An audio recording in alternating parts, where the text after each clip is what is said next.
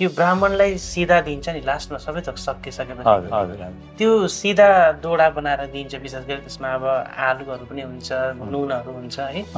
दालहरू हुन्छ त्यो सिधा किन दिएको र यसको दिने तात्पर्य किन हो पहिलो कुरो त हामीले सिधा भनेको के हो त्यो बुझ्नुपर्छ हैन सिद्ध भनेको चाहिँ के हो भन्दाखेरि पकाएको अन्न पकाएको अन्नलाई मात्रै सिधा भनिन्छ सिद्ध वस्तु हुनुपर्छ सिद्ध वस्तु दान गर्नु भनेको खाना दिनु हो नि त उहाँले त खानुभयो उहाँका परिवारलाई पनि खाउन् एउटा पुरोहितलाई माया गरेर दिने कुरा पनि हो एउटा कुरा सिधा अन्न भन्छ नि त सिद्ध अन्न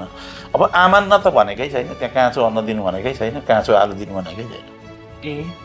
शास्त्रमा कहीँ लेखेकै छैन काँचो आलु चामल त्यो केही भनेकै छैन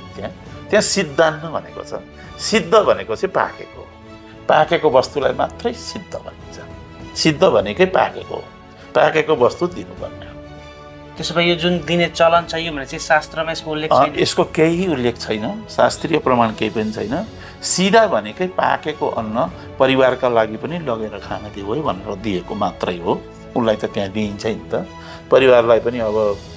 पठाइदिएको माया गरेर पुरोहितलाई माया गरेर दिने चलन हो त्यो चाहिँ त्यो एउटा चलन मात्रै हो शास्त्रीय प्रमाण केही पनि होइन त्यो आवश्यक दिनै पर्ने अनिवार्य छैन अनिवार्य केही पनि छैन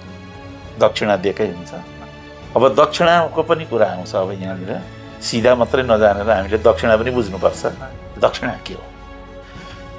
अब दक्षिणा शब्दको अर्थ धेरै छन् दान भन्ने बित्तिकै चाहिँ दक्षिणालाई दान भन्न मिल्दैन दक्षिणा भनेको दान होइन दक्षिणा भनेको चाहिँ हाजिरा पारिश्रमिक